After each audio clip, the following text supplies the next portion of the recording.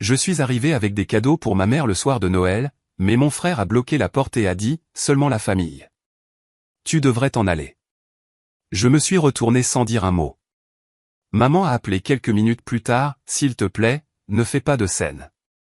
Elle n'a pas raccroché correctement. J'ai entendu chuchoter, il pense vraiment que son argent pour l'épicerie lui achète une place ici. J'ai arrêté de payer l'épicerie, coupé tous les virements, et au lever du soleil, 58 appels manqués ont inondé mon téléphone. Je m'appelle Brian. J'ai 32 ans. Et s'il y a une chose que j'ai apprise dans ma vie d'adulte, c'est celle-ci, être fiable ne signifie pas être valorisé. Cela signifie simplement être utilisé tranquillement, efficacement et sans se plaindre. Pendant 6 ans, j'ai été la fondation silencieuse de ma famille. Chaque mois, comme sur des roulettes, je transférais $1800 sur le compte de ma mère pour l'épicerie, les services publics, ces médicaments sur ordonnance que l'assurance ne couvrait jamais entièrement. $950 supplémentaires allaient à Bruce, mon jeune frère, pour son loyer. Il était entre 2 emplois depuis ce qui me semblait une éternité, bien que ses réseaux sociaux montraient beaucoup de temps pour des concerts, des soirées dans des bars et des voyages de fin de semaine. Le calcul était simple. En 6 ans, je leur avais envoyé $240 000, peut-être plus. J'ai cessé de compter après la 4e année parce que le chiffre me donnait des maux d'estomac. Mais j'ai continué à payer. C'est ce que fait la famille, n'est-ce pas?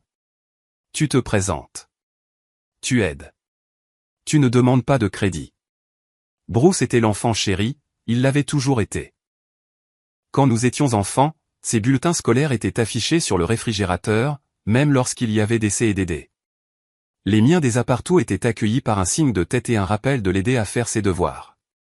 Quand il a embouti la voiture de papa à 17 ans, ils lui en ont acheté une autre. Quand j'ai demandé à emprunter la voiture pour le bal de finissant, maman a dit que j'aurais dû mieux planifier. À 22 ans, Bruce a déménagé sans emploi et sans économie. Maman m'a appelé en pleurant. Il a besoin d'aide, Brian. Juste jusqu'à ce qu'il se prenne en main. Je lui ai viré $900 le lendemain. C'était il y a 10 ans. Il n'avait toujours pas trouvé ses pieds. Maman ne demandait jamais comment j'allais. Elle ne demandait jamais si je pouvais me le permettre. Elle s'attendait simplement à ce que les virements apparaissent, à ce que les livraisons d'épicerie arrivent, à ce que les factures de pharmacie soient payées. J'étais la personne à contacter en cas d'urgence, le plan de secours, le guichet automatique avec un cœur qui bat. Je travaillais dans la gestion des TI, bon salaire, emploi stable. Je vivais dans un modeste appartement d'une chambre parce que la majeure partie de mon revenu leur était destinée. Je conduisais une berline de 7 ans. Je sautais des vacances. Je mangeais des restes la plupart des soirs. Pendant ce temps, Bruce publiait des photos de centres de villégiature à la plage, et maman a redécoré son salon 2 fois en 3 ans. Mais je n'ai jamais rien dit. Je me suis dit que c'était de l'amour. Je me suis dit qu'ils avaient besoin de moi. Je me suis dit qu'un jour, peut-être, ils verraient tout ce que j'avais fait et l'apprécieraient. Noël était toujours compliqué. J'étais invité techniquement, mais j'étais aussi une idée après coup. Le dîner était à 18h. J'arrivais à 17h50 avec des cadeaux et des biscuits faits maison. Bruce arrivait à 18h30 les mains vides et recevait une accolade et une place en bout de table. Maman s'extasiait sur n'importe quelle histoire vague qu'il racontait sur sa semaine, tandis que je m'asseyais dans le coin, silencieux, souriant, fiable. Cette année, je voulais que ce soit différent. J'ai acheté à maman un foulard en cachemire qu'elle convoitait depuis des mois. J'ai acheté à Bruce un portefeuille en cuir gravé de ses initiales, des cadeaux coûteux et attentionnés. Je les ai emballés soigneusement, ajouté des nœuds, écrit des cartes à la main. Je voulais qu'il me voie juste une fois. J'ai pris mon manteau, vérifié mon téléphone. Pas de message. J'ai pris les cadeaux, les biscuits et je me suis dirigé vers ma voiture. La neige commençait à tomber, légère et douce. Les lumières de Noël clignotaient sur les maisons voisines. Tout semblait paisible. Le trajet jusqu'à la maison de maman a duré 20 minutes. Je connaissais l'itinéraire par cœur, chaque virage, chaque feu rouge. J'avais emprunté ce chemin des centaines de fois pour des anniversaires, des urgences, des fêtes, toujours présent, toujours fiable. J'ai pensé aux cadeaux assis à côté de moi. Le foulard était emballé dans du papier argenté avec un ruban blanc. Le portefeuille était dans une petite boîte bleu marine. J'avais passé 3 heures à magasiner, une autre heure à emballer. Je voulais que tout soit parfait. La radio jouait des chants de Noël. Douce nuit. J'ai fredonné, me sentant plein d'espoir. Peut-être que ce soir serait la nuit où il me verrait enfin. Peut-être que ce soir, je ne serais pas invisible. Je n'avais aucune idée qu'en moins de 2 heures, toute ma relation avec ma famille volerait en éclats. Et au matin, je deviendrais quelqu'un qu'ils craignaient au lieu de quelqu'un qu'ils utilisaient. Je suis arrivé dans l'allée à 17h55. La maison brillait chaleureusement à travers les fenêtres. J'entendais de la musique jouer à l'intérieur, de faibles rires. Les lumières du sapin de Noël de ma mère clignotaient en rouge et vert à travers les rideaux. J'ai pris les cadeaux du siège passager et j'ai monté les marches, mon souffle s'embuant dans l'air froid. J'ai frappé 2 fois. Des pas se sont approchés. La porte s'est ouverte à moitié. Bruce se tenait là. Il portait un nouveau chandail, bleu foncé, probablement en cachemire. Ses cheveux étaient coiffés. Il m'a regardé, puis les cadeaux dans mes mains, et son expression a changé, pas de surprise, pas de culpabilité, juste de l'ennui. Seulement la famille. Tu devrais t'en aller. J'ai cligné des yeux. Les mots ne se sont pas enregistrés immédiatement. J'ai pensé que j'avais peut-être mal entendu. Quoi? Il s'est avancé dans l'embrasure de la porte, bloquant l'entrée. Ce soir, c'est pour la famille. Maman et moi avons besoin de temps. Juste nous. Je l'ai regardé fixement. Les cadeaux étaient lourds dans mes mains. Bruce, c'est le soir de Noël. Il a haussé les épaules. Oui, du temps en famille. Tu comprends? Je n'ai pas compris. Ma gorge s'est serrée. J'ai jeté un coup d'œil dans la maison derrière lui. Je pouvais voir la table à manger mise pour 2, des bougies allumées, des assiettes disposées avec soin, pas de 3e place. Bruce a penché la tête, attendant que je parte. Il n'avait pas l'air mal à l'aise. Il avait l'air de faire quelque chose de raisonnable, de logique, comme si c'était moi qui étais difficile. J'ai ouvert la bouche pour argumenter, pour demander pourquoi, pour exiger une explication. Mais rien n'est sorti. Je suis resté là à tenir les cadeaux, mes mains commençant à trembler, pas de colère, de choc, de la réalisation tranquille que je n'étais pas désiré ici. Je ne l'avais jamais été. Je me suis retourné.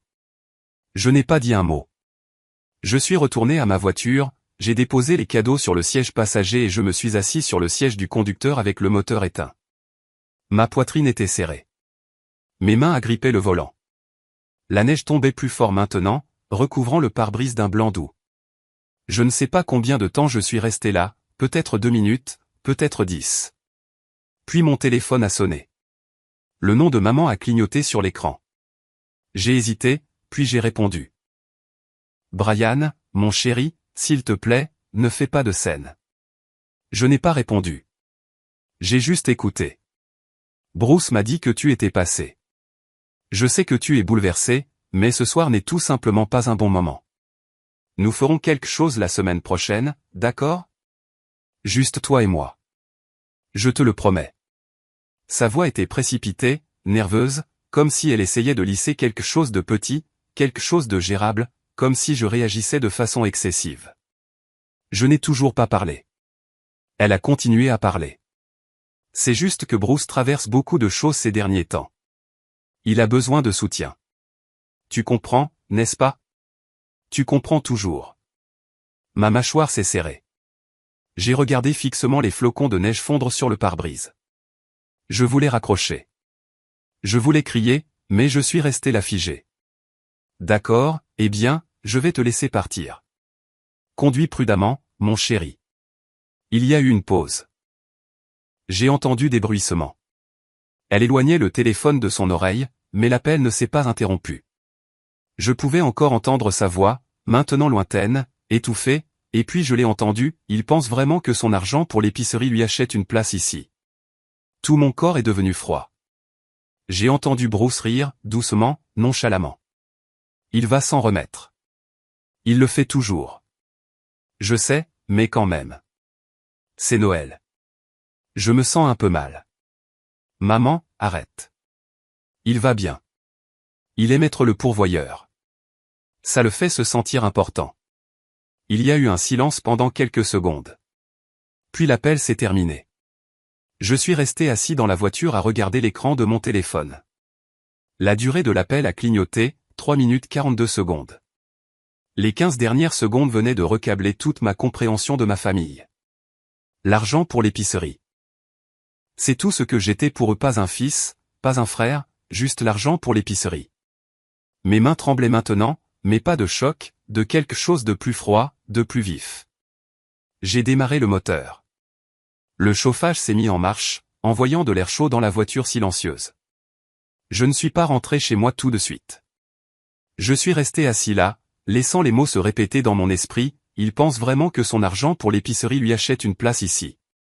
J'ai pensé aux 240 000 $. J'ai pensé aux 6 ans. J'ai pensé à chaque virement tard le soir, à chaque paiement d'urgence, à chaque vacances sautées pour qu'ils puissent avoir ce dont ils avaient besoin. Et j'ai réalisé quelque chose, ils n'avaient pas besoin de moi. Ils avaient juste besoin de mon argent. Je suis rentré chez moi en silence complet, pas de radio, pas de musique, juste le bruit des pneus sur le pavé mouillé et ma propre respiration. Les cadeaux étaient assis à côté de moi, intacts. Les biscuits étaient encore dans le sac sur le plancher. Quand je suis rentré chez moi, je n'ai pas allumé les lumières. Je suis entré dans mon appartement, j'ai laissé tomber mes clés sur le comptoir et je me suis assis sur le canapé dans le noir. Les lumières de la ville à l'extérieur de ma fenêtre projetaient de faibles ombres sur les murs. Je n'arrêtais pas d'entendre sa voix, il pense vraiment que son argent pour l'épicerie lui achète une place ici. J'ai rejoué le moment encore et encore, le ton, la cruauté désinvolte, le rire qui a suivi. La voix amusée et dédaigneuse de Bruce, il va s'en remettre. Il le fait toujours. Et le pire, c'est qu'ils avaient raison. Je m'en remettais toujours. Quand j'avais 14 ans, ils ont oublié mon anniversaire. Maman a emmené Bruce à un match de baseball ce jour-là. Quand je le lui ai rappelé plus tard, elle m'a serré dans ses bras et a dit « Oh, mon chéri, nous allons célébrer ça la fin de semaine prochaine. » Nous ne l'avons jamais fait. Quand j'ai obtenu mon diplôme universitaire avec distinction, maman n'est pas venue à la cérémonie. Elle devait aider Bruce à emménager dans son nouvel appartement. Elle m'a envoyé un texto, « Fier de toi. » 2 mots, sans point d'exclamation. Quand j'ai obtenu ma première promotion à 26 ans, j'ai appelé pour lui dire. Elle était distraite. Bruce était en arrière-plan, bouleversé par une rupture. Elle m'a dit qu'elle rappellerait. Elle ne l'a jamais fait. Chaque fois, j'avalais la déception et je me disais que ce n'était pas grave. Je me disais qu'ils étaient occupés, stressés, qu'ils avaient leurs propres problèmes à régler. J'ai trouvé des excuses pour eux. Mais ce soir, il ne restait plus d'excuses. J'ai sorti mon téléphone et j'ai ouvert mon application bancaire. J'ai regardé fixement les virements automatiques, les paiements mensuels prévus pour le premier de chaque mois, 800 $ à maman, 950 $ à maman, 950 $ à Bruce, 6 ans du même rythme.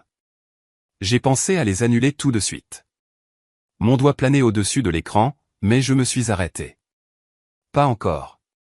Si j'allais faire ça, je devais le faire complètement, méthodiquement. Je devais m'assurer qu'ils ressentaient chaque coupure, chaque perte. Je devais leur faire comprendre exactement ce qu'ils avaient tenu pour acquis. J'ai ouvert une application de notes et j'ai commencé à taper une liste. Chaque service, chaque paiement, chaque abonnement qui leur était lié, service de livraison d'épicerie sous ma carte de crédit, paiement automatique des services publics à partir de mon compte, renouvellement automatique de la pharmacie de maman lié à mon assurance, assurance auto de Bruce sous ma police, service de diffusion en continu, forfait téléphonique, forfait familial, abonnement à des centres de conditionnement physique. La liste s'est allongée. J'ai continué à taper, mes doigts bougeant plus vite maintenant, mon esprit s'aiguisant. J'avais payé pour tellement de choses. J'en avais presque oublié la moitié. Petite chose, grande chose, tout était lié à moi. Je me suis adossé au canapé en regardant la liste, 37 articles, 37 façons dont je m'étais tissé dans leur vie, pensant que cela me rendait essentiel, pensant que cela me rendait aimé. Mais je n'étais pas essentiel. J'étais commode. Et maintenant, j'en avais fini d'être commode. J'ai posé mon téléphone et j'ai fermé les yeux. Ma poitrine était encore serrée, mais les tremblements avaient cessé. La douleur se durcissait en quelque chose d'autre, quelque chose de plus froid, quelque chose qui n'avait pas besoin de leur approbation ou de leur reconnaissance. Demain, c'était le jour de Noël. Au moment où ils se réveilleraient, tout serait différent. Je ne me sentais pas coupable. Je ne me sentais pas tiraillé. Je ressentais de la clarté. Et pour la première fois en 6 ans, je me sentais puissant. L'appartement était silencieux. Dehors, la neige continuait de tomber. Je suis resté assis là dans le noir, planifiant chaque étape. Il voulait seulement la famille. Très bien. Ils pouvaient savoir l'un l'autre. Je n'arrivais pas à dormir. Vers 2 heures du matin, je me suis levé et j'ai fait du café.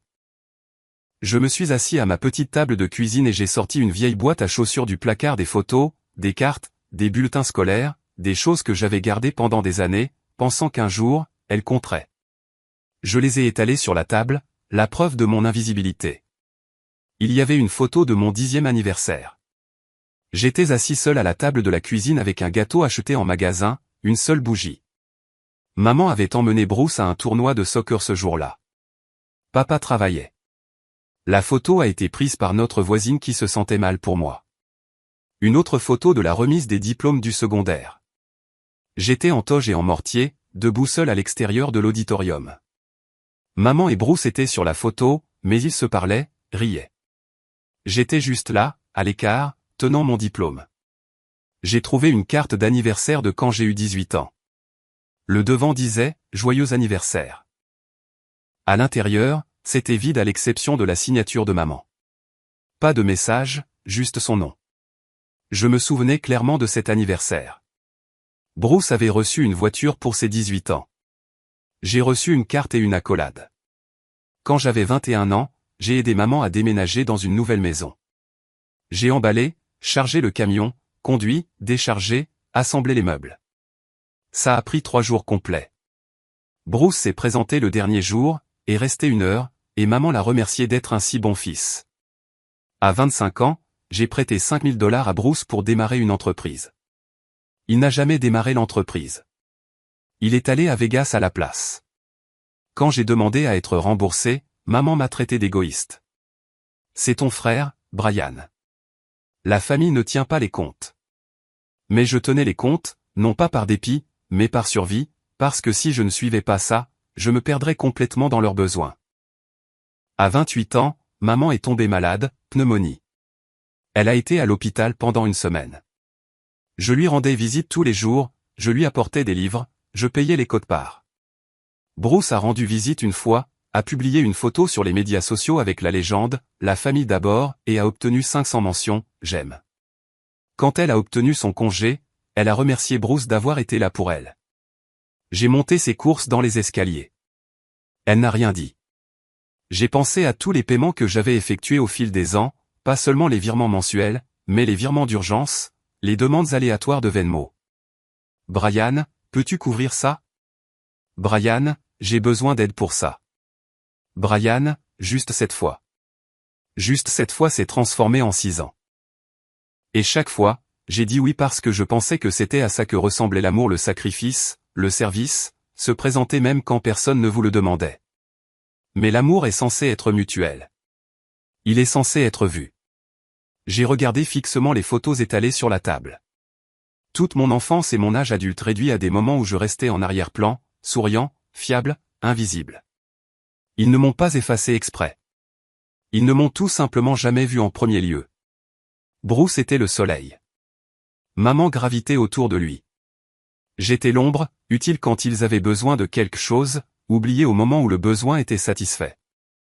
J'ai ramassé les photos et je les ai remises dans la boîte à chaussures. Je n'en avais plus besoin. Je n'avais pas besoin de preuves de ma douleur. Je savais déjà ce que je valais pour rien. J'ai vérifié l'heure, 3h47 du matin. Le matin de Noël. Dans quelques heures, il se réveillerait, préparerait le déjeuner, ouvrirait les cadeaux. Ils ne penseraient pas à moi. Ils ne l'ont jamais fait. Mais d'ici ce soir, ils ne pourraient pas s'empêcher de penser à moi. J'ai ouvert mon ordinateur portable. Il était temps de commencer à couper. J'ai commencé par le service de livraison d'épicerie. C'était sous ma carte de crédit, configurée pour être livrée automatiquement chaque semaine à l'adresse de maman des produits frais, de la viande, des produits laitiers, des aliments de base pour le garde-manger. Elle n'a jamais passé les commandes. Je l'ai fait. Chaque dimanche soir, je m'asseyais et je préparais la liste en fonction de ce que je savais qu'elle avait besoin. Je me suis connecté au compte, j'ai annulé l'abonnement, j'ai supprimé les adresses enregistrées, j'ai supprimé mes informations de paiement. Le courriel de confirmation est arrivé en quelques secondes, votre abonnement a été résilié. Ensuite, les services publics, l'électricité, l'eau, le gaz de maman, tous configurés pour être payés automatiquement à partir de mon compte chèque. J'avais configuré ça il y a 3 ans quand elle s'est plainte des frais de retard. Elle ne s'est jamais connectée au compte. Elle ne connaissait même pas les mots de passe. J'ai appelé la compagnie d'électricité en premier. Le système automatisé a répondu. J'ai navigué dans le menu, appuyé sur les bons numéros et joint un représentant. Je dois supprimer mon mode de paiement de ce compte. Le représentant a demandé une vérification. J'ai fourni le numéro de compte, l'adresse de facturation, mon nom en tant que payeur. Êtes-vous le titulaire du compte, monsieur? Non, mais c'est moi qui paie. Je veux arrêter. Il y a eu une pause. Vous aurez besoin de la permission du titulaire du compte pour apporter des modifications. Alors supprimez ma carte. Je n'autorise plus aucun paiement. Une autre pause. Je peux émettre un arrêt de paiement de mon côté. Le compte reviendra à la facturation papier. Parfait. J'ai fait la même chose avec l'eau et le gaz, 3 compagnies, 3 arrêts de paiement. Au moment où j'ai terminé, il était 5h30 du matin. Le soleil ne s'était pas encore levé, mais je me sentais grand ouvert. Je suis passé à l'assurance auto de Bruce. Il était sur ma police en tant que conducteur secondaire. Je l'avais ajouté il y a 4 ans quand il n'avait pas les moyens de payer sa propre couverture. La prime mensuelle était de $190. Je la payais sans hésitation. Je me suis connecté à mon portail d'assurance, j'ai cliqué sur son nom et j'ai sélectionné « Supprimer le conducteur ». Le système a demandé une confirmation. J'ai cliqué sur « Oui ». Une notification est apparue, Bruce Collins a été supprimé de votre police. Sa couverture prend fin immédiatement. J'ai souri. C'était un petit sourire, mais ça faisait du bien. Ensuite, il y avait les services de diffusion en continu Netflix, Hulu, Disney+, Spotify, tous sous mes comptes, tous partagés avec eux. J'ai passé en revue chacun d'eux, j'ai supprimé leur profil, j'ai changé les mots de passe. Le forfait téléphonique était le suivant.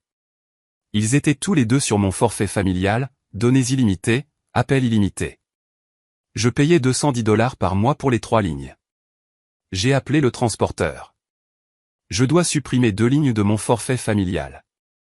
Le représentant a affiché mon compte. Quelle ligne aimeriez-vous supprimer, monsieur? Je lui ai donné les numéros, ceux de maman et de Bruce. Juste pour confirmer, la suppression de ces lignes déconnectera leur service. Ils devront créer de nouveaux comptes s'ils veulent continuer le service. Je comprends. D'accord. J'ai traité la suppression. Leur service sera déconnecté d'ici la prochaine heure. Je l'ai remercié et j'ai raccroché. J'ai vérifié l'heure, 6h15 du matin. J'ai imaginé maman se réveiller, cherchant son téléphone, pas de service. Elle penserait que c'était un problème de réseau. Elle redémarrerait son téléphone. Toujours rien. Bruce ferait la même chose. Il ne paniquerait pas encore, pas avant d'avoir essayé d'allumer les lumières et que rien ne se passe, pas avant d'avoir ouvert le réfrigérateur et réalisé que la livraison d'épicerie n'était jamais arrivée. Je me suis adossé à ma chaise, regardant fixement la liste des annulations. J'avais à peine commencé, et déjà je me sentais plus léger, comme si je perdais du poids que je portais depuis des années. J'ai pris mon téléphone. 53 textos non lus, 42 appels manqués, tous des 2 dernières heures. Je ne les ai pas ouverts. Je n'en avais pas besoin. Je savais déjà ce qu'ils disaient. À 10h du matin, j'ai décidé d'aller chez maman. Pas parce que je voulais me réconcilier, mais parce que je voulais voir leur visage quand ils réaliseraient ce que j'avais fait. Je me suis garé de l'autre côté de la rue et j'ai attendu. 5 minutes plus tard, la porte d'entrée s'est ouverte. Bruce est sorti, téléphone en main, arpentant l'allée. Il avait l'air frustré. Il n'arrêtait pas d'appuyer sur des boutons, secouant le téléphone comme si ça allait le réparer. Maman est apparue dans l'embrasure de la porte, enveloppée dans un peignoir. Elle lui parlait, gesticulant. Je ne pouvais pas entendre les mots, mais je pouvais lire son langage corporel, confusion, panique. Bruce a pointé la maison, puis son téléphone. Maman a secoué la tête, et rentré. Bruce a suivi. J'ai attendu encore 10 minutes. Puis je suis sorti de la voiture et j'ai marché jusqu'à la porte. J'ai frappé une fois. Bruce a ouvert immédiatement. Son visage était rouge. Brian, enfin, qu'est-ce qui se passe? Je n'ai pas répondu. Je l'ai juste regardé. Maman est apparue derrière lui. Brian, mon chéri, Dieu merci. Il y a un problème avec les comptes. Il n'y a plus de courant. Mon téléphone ne fonctionne pas. Et la commande d'épicerie n'est jamais arrivée. J'ai hoché la tête lentement. Je sais. Bruce a froncé les sourcils. Tu sais, alors répare ça. Non. Le mot est resté en suspens dans l'air. Simple. Final. Maman a cligné des yeux. Qu'est-ce que tu veux dire par non? Je veux dire que je ne vais pas réparer ça. J'ai tout annulé. Son visage est devenu pâle. Tu as annulé quoi? Les services publics, le forfait téléphonique, les courses, l'assurance, tout. Bruce s'est avancé. Tu es sérieux là? C'est Noël, mec. Ouais. Du temps en famille, pas vrai? Sa mâchoire s'est serrée. C'était un malentendu. Non, Bruce, ce n'en était pas un. Maman a tendu la main, touchant mon bras. Brian, s'il te plaît. On peut en parler. Asseyons-nous et parlons. J'ai retiré mon bras. Vous avez eu votre chance de parler hier soir, mais vous avez choisi de vous moquer de moi à la place.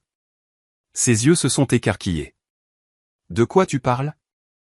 J'ai sorti mon téléphone, j'ai ouvert le journal d'appel et je lui ai montré la durée de notre dernière conversation, 3 minutes 42 secondes. Vous n'avez pas raccroché. J'ai tout entendu. Le visage de maman s'est effondré. Brian, je ne voulais pas dire ça comme ça. Si, tu l'as fait. Bruce a raillé. D'accord, donc tu fais une crise de colère à cause d'un commentaire. Grandis un peu. Je me suis tourné vers lui. J'ai payé ton loyer pendant 10 ans. J'ai couvert ton assurance auto, ton téléphone, tes urgences. Je t'ai envoyé plus de 100 000 $. Et tu as dit à maman, j'aime être le soutien de famille parce que ça me fait me sentir important. Il n'a pas répondu. J'ai regardé maman et j'ai dit, et tu as dit, je pense que mon argent pour l'épicerie m'achète une place ici. Comme si j'étais délirant. Comme si j'étais pathétique. Elle a ouvert la bouche, mais rien n'en est sorti. Alors voici le marché. Vous vouliez seulement la famille. Vous l'avez. À partir de maintenant, vous vous occupez de tout vous-même. Plus de transferts. Plus de paiements. Plus d'appels d'urgence. Bruce s'est approché. Tu ne peux pas simplement nous couper les vivres. Regarde-moi. Maman a commencé à pleurer. Brian, s'il te plaît. Nous avons besoin de toi. Non, vous n'avez pas besoin de moi. Vous avez besoin de mon argent. Et ça s'arrête aujourd'hui. Je me suis retourné et je suis retourné à ma voiture. Bruce a crié quelque chose derrière moi, mais je ne l'ai pas entendu. Je suis monté, j'ai démarré le moteur et je suis parti. Dans mon rétroviseur, je les ai vus debout dans l'allée. Maman sanglotait. Bruce était sur son téléphone, essayant probablement de m'appeler. J'ai bloqué leurs 2 numéros. Quand je suis arrivé à la maison, j'avais 58 appels manqués. Je n'en ai rappelé aucun. J'ai passé le reste du jour de Noël à rassembler des preuves. Pas parce que je leur devais une explication, mais parce que je savais qu'ils essaieraient de tordre le récit. Ils me traiteraient de cruel, d'ingrat, d'égoïste. Ils diraient à leurs amis et à leur famille élargie que je les avais abandonnés sans raison. Je n'allais pas laisser ça arriver. Je me suis connecté à mon compte bancaire et j'ai téléchargé 6 ans d'historique des transactions. Chaque transfert, chaque paiement Venmo, chaque configuration de paiement automatique. J'ai tout exporté dans une feuille de calcul et je l'ai organisé par date, catégorie et destinataire. Les totaux étaient stupéfiants. Maman, 129 600 $ en virement direct. Un autre 34 000 $ en épicerie, services publics, frais médicaux et abonnements. Bruce, 114 000 $ en paiement de loyer. Un autre 22 000 $ en assurance auto, forfait téléphonique, prêt d'urgence et demande Venmo aléatoire. Total général, 299 600 $. J'ai regardé le nombre. près de 300 000 $ en 6 ans. C'était une mise de fonds pour une maison. C'était une épargne retraite anticipée. C'était la liberté que j'avais échangée contre leur approbation. Approbation que je n'ai jamais obtenue.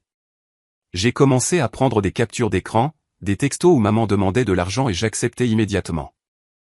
Des demandes Venmo de Bruce avec des légendes comme « Frère, j'ai besoin de ça au plus vite ».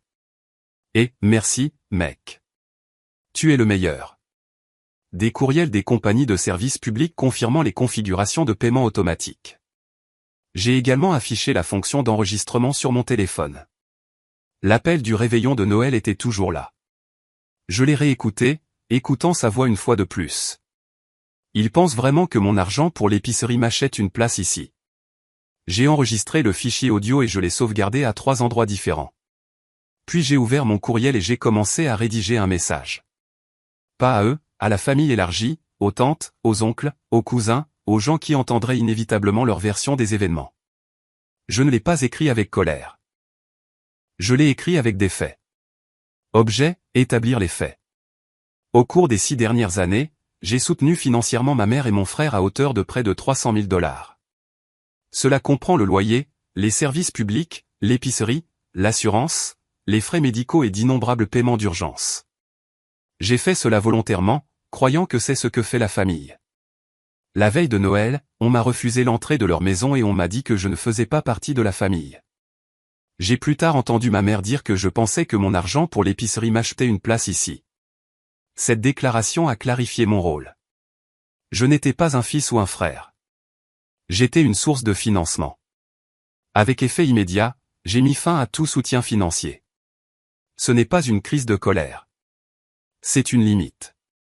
Je joins des relevés de transactions, des captures d'écran et des communications à des fins de transparence. Je leur souhaite bonne chance, mais je ne serai plus leur guichet automatique. Brian, j'ai joint la feuille de calcul, les captures d'écran et un résumé PDF des principales transactions.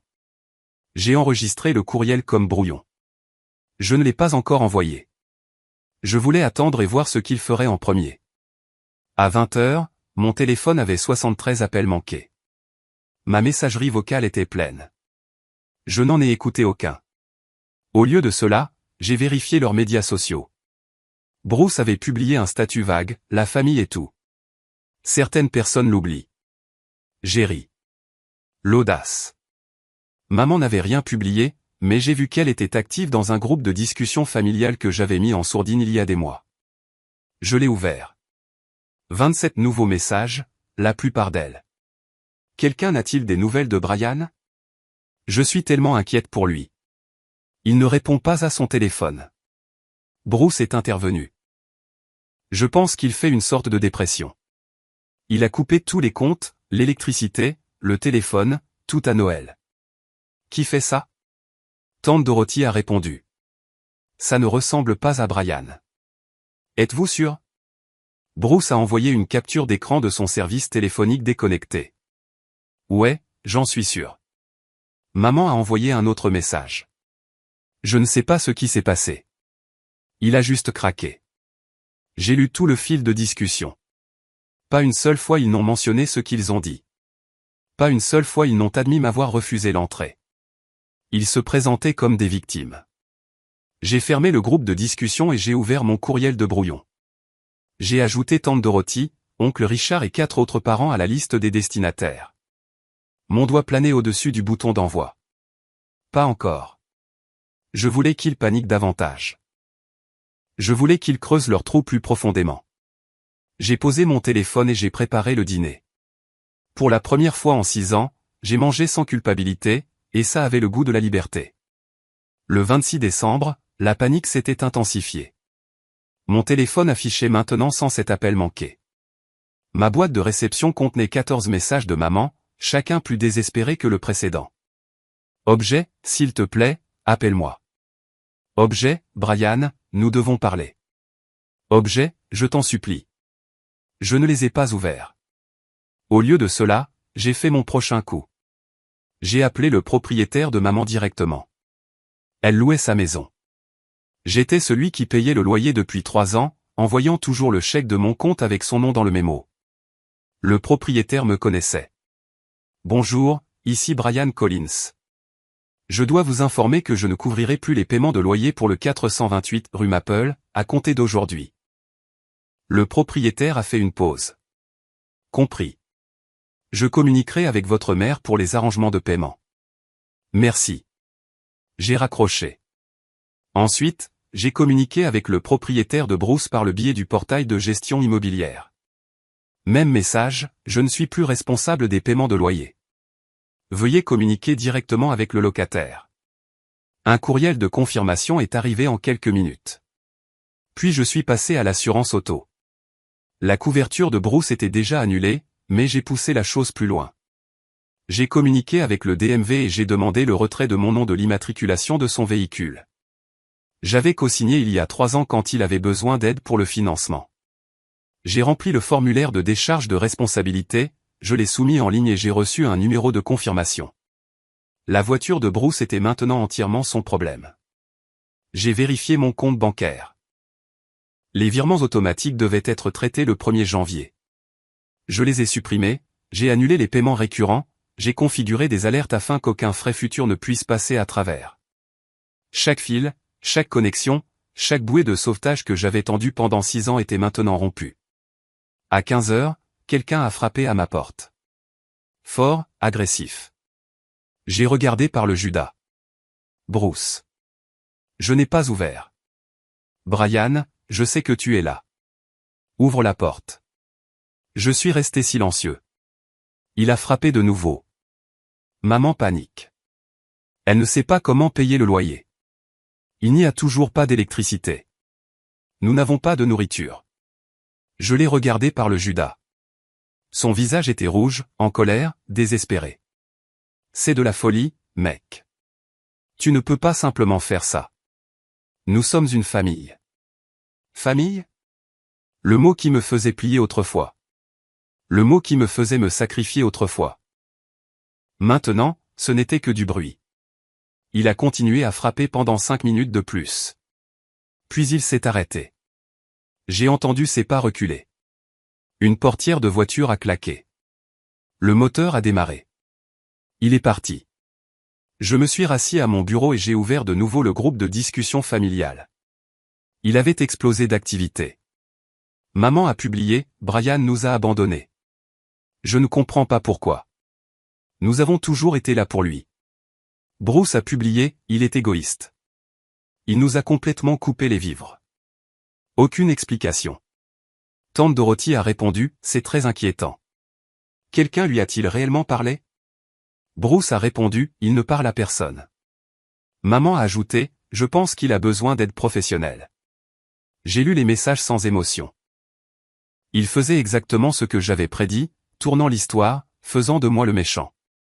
J'ai ouvert mon courriel de brouillon, j'ai ajouté une autre ligne à la fin, j'ai inclus un enregistrement audio du réveillon de Noël où j'ai entendu les vrais sentiments de ma mère à propos de mes contributions. J'encourage tous ceux qui doutent de cette décision à écouter le contexte complet avant de se forger une opinion. J'ai joint le fichier audio. Puis j'ai appuyé sur envoyer. Le courriel a été envoyé à 12 parents, tantes, oncles, cousins, des gens qui avaient toujours été gentils avec moi, des gens qui méritaient la vérité. Je me suis assis et j'ai attendu. 10 minutes plus tard, tante Dorothy m'a appelé. J'ai répondu. Brian, mon chéri, je viens de lire ton courriel. D'accord. Je n'en avais aucune idée. Je suis tellement désolé. Ce n'est pas grave. Non, ça ne l'est pas. Ce qu'ils t'ont dit, ce qu'ils ont fait, c'est horrible. Et le fait que tu les soutiens depuis des années. Personne ne le savait. Ils ne voulaient pas que personne ne le sache. J'ai écouté l'enregistrement. Brian, je ne te blâme pas de les avoir coupés. Pas du tout. J'ai expiré. Merci. Si tu as besoin de quoi que ce soit, tu m'appelles. Compris? Je le ferai. Elle a fait une pause. Ta mère va avoir du mal avec ça. Je sais, mais tu as fait la bonne chose. Nous avons parlé pendant quelques minutes de plus. Elle m'a dit qu'elle m'aimait. Elle m'a dit que je méritais mieux. Quand nous avons raccroché, j'ai ressenti quelque chose que je n'avais pas ressenti depuis des années. Validation. En moins d'1 heure, 3 autres parents ont communiqué avec moi. Tous me soutenaient. Tous étaient choqués. Le récit était en train de changer. Bruce m'a envoyé un dernier texto avant que je ne le bloque définitivement. Tu es mort pour moi. J'ai regardé le message et j'ai souri parce qu'il avait enfin compris. J'en avais fini d'être leur guichet automatique. J'en avais fini d'être leur fantôme. J'étais libre. 3 semaines plus tard, j'ai changé de numéro de téléphone.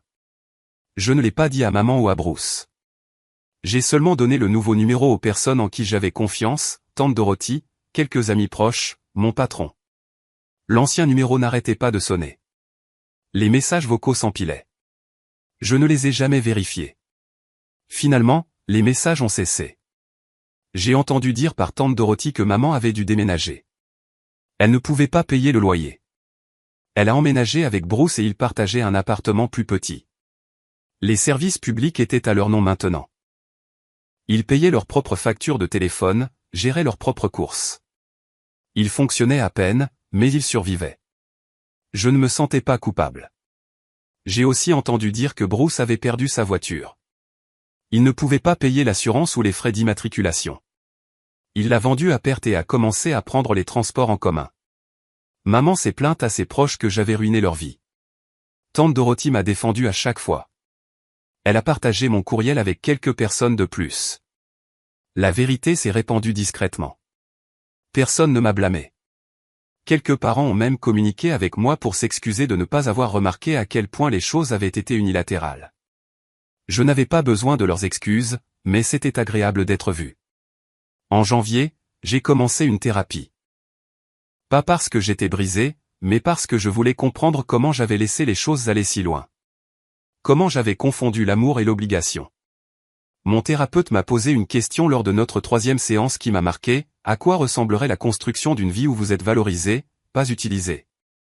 Je n'avais pas de réponse tout de suite, mais j'ai commencé à y penser. J'ai commencé petit. Je me suis inscrit à une salle de sport. J'ai fait un voyage de fin de semaine à la montagne.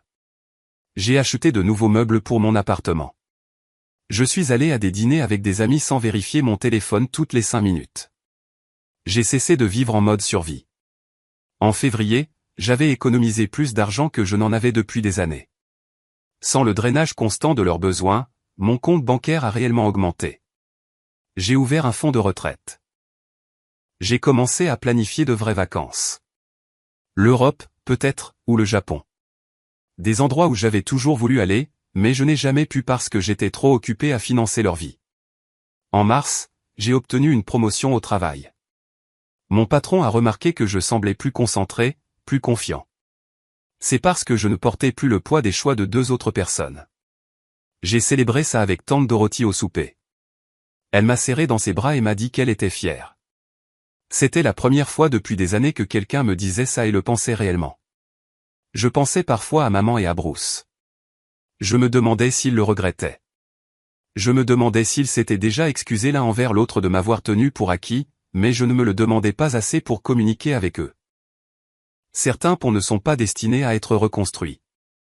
Un soir, j'étais assis sur mon balcon avec une tasse de café, à regarder le coucher de soleil. Mon téléphone a bourdonné. Un texto d'un numéro inconnu. Je l'ai ouvert. C'est ta mère. S'il te plaît, appelle-moi. Tu me manques. J'ai regardé le message pendant longtemps. Ma poitrine s'est serrée. De vieux instincts ont chuchoté: appelle-la. Répare ça. Sois la personne la plus grande. Mais je n'étais plus cette personne. J'ai supprimé le message, j'ai bloqué le numéro et je suis retourné regarder le coucher de soleil. Le ciel est devenu orange, puis rose, puis violet foncé. Les lumières de la ville se sont allumées une à une. Tout semblait calme, tranquille. Pendant 6 ans, j'avais été le soutien invisible, le fils fiable, le fond d'urgence avec un rythme cardiaque. Maintenant, j'étais juste Brian, et c'était suffisant.